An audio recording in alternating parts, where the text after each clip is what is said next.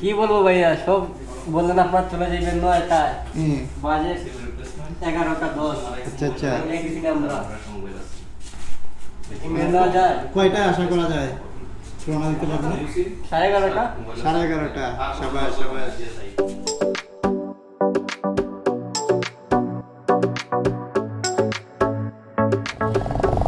বিসমিল্লাহির রহমানির রহিম।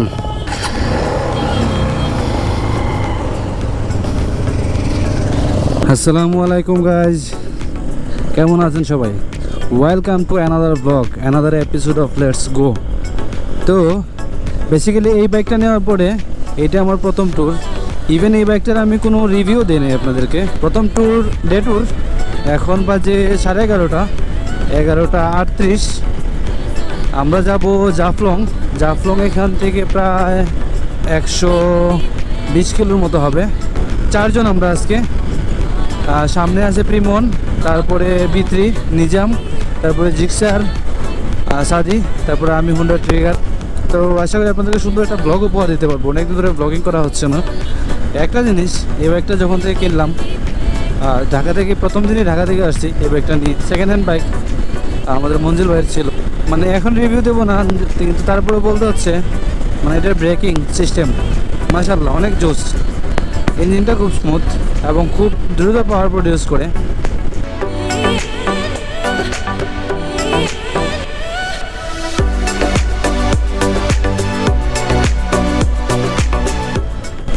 এই মাশাআল্লাহ কত সুন্দর লাগে না গ্রুপ ট্যুর দিলে, অ্যামেজিং। আসলে গ্রুপ ট্যুর জিনিসগুলো খুব ভালো। মানে গ্রুপ ট্যুর দিলে সবার যদি একটা সুন্দর ড্রেস আপ থাকে আর একটা গ্রুপের টি শার্ট থাকে, অ্যামেজিং লাগে মানে মাশাআল্লাহ। এখন বাজে 11:59, মোটামুটি 20 মিনিটের মতো রাইড করছে। 20 মিনিটে আমরা যাওয়ার আশেপাশে আসছি কোথাও একটা। যাওয়া এখনও পৌঁছায় নাই। সচরাচর টপ এত বেশি আমার তোলা হয় না।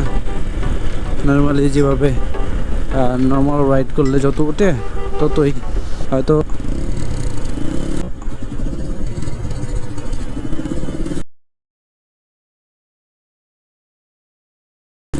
ওরে ভাই, মানে সিরাজউদ্দৌলার বংশধর মেবি রাস্তার মাঝখান দিয়ে এমনভাবে যাচ্ছে। আমরা এখন গোবিন্দগঞ্জ রেল ক্রস করতেছি, মানে রেল ক্রসিং পার হচ্ছে। মানে গোবিন্দগঞ্জ চত্বরে চলে আসছে। মোটামুটি সময় লাগছে 40 মিনিটের মতো। প্রচণ্ড গরম অ্যাকচুয়ালি, মানে আজকে এত রোদ বলার মতো না, খুব রোদ। আমি এত রোদে সচরাচর বের হই না, কিন্তু কিছু করার নেই। অনেকদিন পর যেহেতু ট্যুরের প্ল্যান হয়েছে, সেহেতু একটু ঘুরে আসা দরকার। নিজের একটা রিক্রিয়েশনের দরকার আছে। সিলেটের সবচেয়ে সুন্দর এবং সবচেয়ে বড় ঈদগাহ, প্রত্যেক ঈদের জামাতগুলো এখানে হয়, অনেক সুন্দর লাগে। আর এখন বন্ধ শাহী ঈদগাহ। মাঝখানে কিছু মানুষ এসে আড্ডা ফাড্ডা দিত, পরবর্তীতে এটা বন্ধ করে দেওয়া হয় কিছু কারণে। আগে খোলা থাকতো। জ্যাম, প্রচুর জ্যাম রে ভাই। জ্যামগুলো পার হয়ে দাদা, এটা এমসি কলেজ পেছনের দিকে আর কি। আর সামনের দিকে একটু সামনে গেলে সামনের গেটটা পাওয়া যাবে।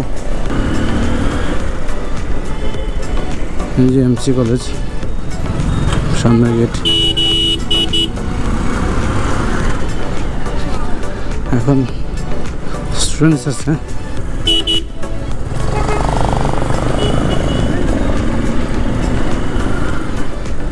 কলেজটা খোলা, অনেকদিন একটা বন্ধ পাইছে স্টুডেন্টসরা। আচ্ছা, শহর থেকে বের হয়ে কথা বলতেছি। Welcome back. সিলেট শহর থেকে মোটামুটি একটু বের হলাম। এখন জাফলং রোডে আছি। আর এই মুহূর্তে আছি বাইপাস। এদিকে একটা বাইপাস আছে এই যে সামনে হাতের ডাইনে, এদিকে গিয়ে ঢাকার একটা বাইপাস আছে, এই বাইপাস, আর সামনেই সেনানিবাস, এই যে সেনাবাহিনীর গাড়ি, খাদিমনগর সেনানিবাস। আমরা আছি জৈন্তা গেটে, এই যে স্বাগতম জৈন্তা। জৈন্তা অ্যাকচুয়ালি একটা রাজ্য ছিল খুব প্রাচীন আমলে, এবং তখন বিশাল একটা রাজ্য ছিল। এই জৈন্তা রাজ্য নিয়ে মোটামুটি 2টা ভিডিও আছে আমার চ্যানেলে, আপনারা একটু চ্যানেলে খুঁজলে পাবেন, এবং ডেসক্রিপশনে লিঙ্ক দিয়ে দেবো এই জৈন্তা রাজ্যের পুরো ইতিহাস নিয়ে। এখন জৈন্তা রাজ্যে ঢুকছি, মানে জৈন্তা এরিয়ায় ঢুকছি, জৈন্তা থানায়। আমরা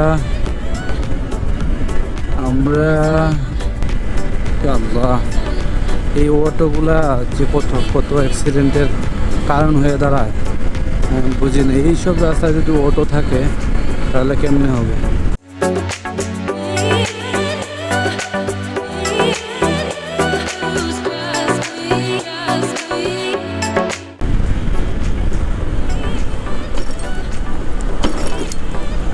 দেখছেন এই যে ইয়েগুলা স্পিড ব্রেকারগুলো, এগুলো দেখা যায় না একবারে রাস্তার, মানে রাস্তার যে কালার এটারও এই কালার।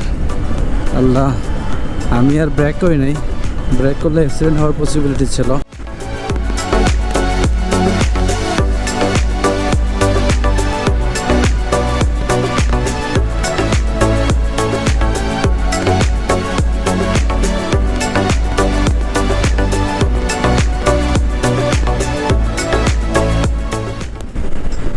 112-তে উঠে গেছে, আমি কল্পনা করতে পারি নাই। তবে এটা আরও উঠতো, মিনিমাম আমি 120 পর্যন্ত যাইতো। আলহামদুলিল্লাহ 112 আমার কাছে অনেক। মোটামুটি আর মনে হয় জাফলং 20 কিলোর মতো আছে, 20 থেকে 17 থেকে 18 কিলো এই টাইপের হবে। আচ্ছা, একটা জিনিস সম্পর্কে আপনাদেরকে ধারণা দিই, এটা হলো এখানে পর্যটন সেবা কেন্দ্র নামে একটা আছে। আর এই যে জিনিসটা ডুবি মঠ বা পান্থশালা, এই যে এটা কিন্তু এটা একটা ইতিহাস আছে, হিস্ট্রি আছে। এই হিস্ট্রিটা সংক্ষেপে বলি, জৈন্তার যে রানী ছিল ইরাবতী, রাজকন্যা, রাজার যে মেয়ে ইরাবতী নাকি এখানে এসে পান করতো, মানে কী পান করতো বলতে পান করতো এই, আচ্ছা যেগুলো পান করে আর কি, এটা পান্থশালা। আবার অনেক ঐতিহাসিকদের মতে এখানে নাকি যারা বিভিন্ন অন্য রাজ্য থেকে আসতো, বিভিন্ন মুসাফির যা বিভিন্ন এলাকা থেকে আসছে, ওই তাদেরকে খাবার দাবার করে তো এখানে। সো বেসিক্যালি হিস্ট্রি তো অনেক আগের, এটার ভ্যালিড কোনো কিছু পাওয়া যায় না, তবে যেটা অনুমান করা যায় আর কি।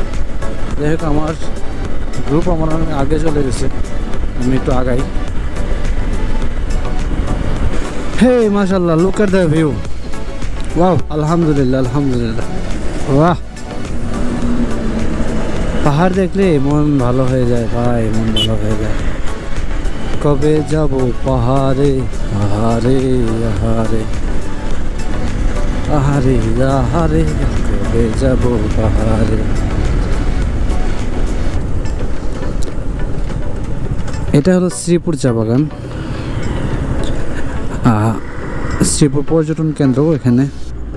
আবার এদিকটা সামনে একটা হিল রোড আছে শ্রীপুরের, একবারে হয়ে দাঁড়ায় ওই দিকের পাহাড়টা দেখা যায়। এখান থেকে এই যে পাহাড় দেখা যাচ্ছে ভাই, এই যে দল বেঁধে ট্যুর দেওয়া, একসাথে ঘোরা, আজ থেকে 20 বছর পরে সবাই হয়তো থাকবে না, থাকলেও যে যার কাজে হয়তো খুব ব্যস্ত হয়ে যাবে, কিন্তু এই দিনগুলোর কথা খুব মনে পড়বে। জীবনে টাকা পয়সা, দৌলত এগুলা কামানোর বা ইনকাম করার পরেও কিছু জিনিস থাকে যেগুলো আসলে ইনকাম করা যায় না, এগুলো অর্জন করতে হয়। এই যে ট্যুরগুলা, প্রকৃতি দেখা, সবাই একসাথে ঘোরা, বন্ধু বান্ধব, ছোটো ভাই, তাদের সাথে একসাথে ঘোরা বাইক নিয়ে, এই জিনিসগুলো একটা সময়, আজ থেকে 10 বছর, 15 বছর, 20 বছর, 30 বছর পরে যদি বেঁচে থাকি, একটা নস্টালজিক জিনিস তৈরি হবে, নস্টালজিক স্মৃতি তৈরি হবে, আচ্ছা নস্টালজিক মোমেন্ট তৈরি হবে। আমি জানি না আমি ততদিন বেঁচে থাকবো কি না, তবে যদি আমি এগুলো ইউটিউবে রেখে যাই আমার পরবর্তী প্রজন্ম হয়তো দেখবে। মানুষের জীবনে কত আশা থাকে না, কিন্তু দিন শেষে সব আশা পূরণ হয় না। কিছু কিছু জিনিস আছে অর্জন করে নিতে হয়, সময় গেলে আর এগুলো অর্জন করা যায় না বা দেখাও যায় না। আমাদের দেশটা অনেক সুন্দর, যতটুকু পারো ঘুরো দেখো। বেসিক্যালি আমরা এখন তামাবিল আসছি, যদি কখনো ভারত যেতে পারি বাইক নিয়ে তখন ইনশাল্লাহ আগে এই দিকটা দেখব, এই মেঘালয়, ডাউকি, শিলং, উমগট নদী, স্নোনপাটাং গ্রাম। ইনশাল্লাহ আমার আল্লাহ যদি আমাদের তৌফিক দেয় আমি একদিন প্রথমে এই দিকটা দিয়ে ঢুকবো ইনশাল্লাহ আমাদের সিলেট হয়ে। পরে একটাই স্বপ্ন জীবনে বাইক নিয়ে লাদাখ যাওয়া, যদি আল্লাহ সহায় হন ইনশাল্লাহ লাদাখ যাব।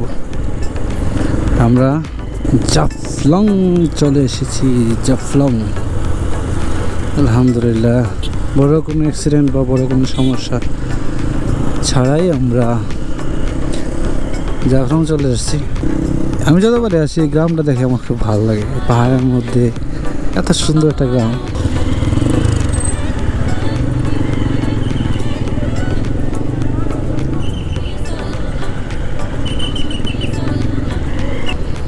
এই বাস সব পুরো পর্যটক, বাইক পার্কে বিশেষ সমস্যা। ফোন আসছে। This is Jaflong view. বাইরের বাবুর লাগে হাফ প্যান্ট নিতা 20 টাকা পাওয়া যাবে হাফ প্যান্ট। কার লাগে সাইজ কিটা? বাইরের বাবু এম সাইজ, এম সাইজ ভাই ডাকবো না কিছু।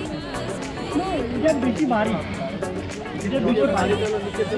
হৃদয় লাগাছে নাকি লাগেনি? ভালো লাগিল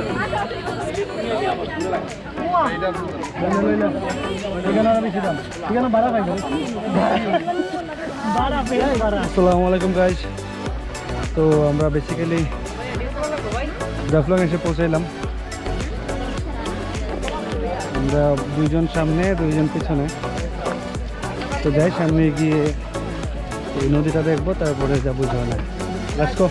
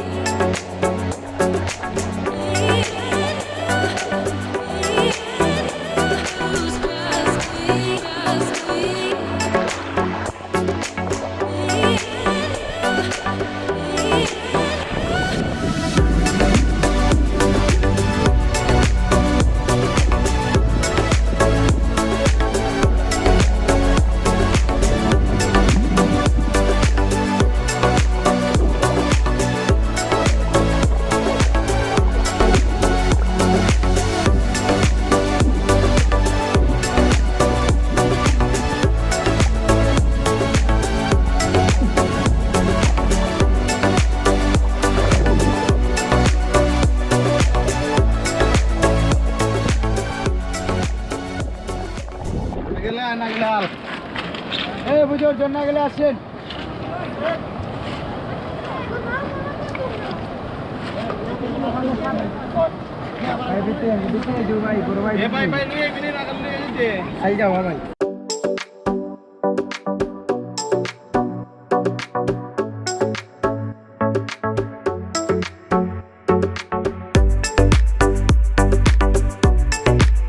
ওই দেখ সামনে এই রে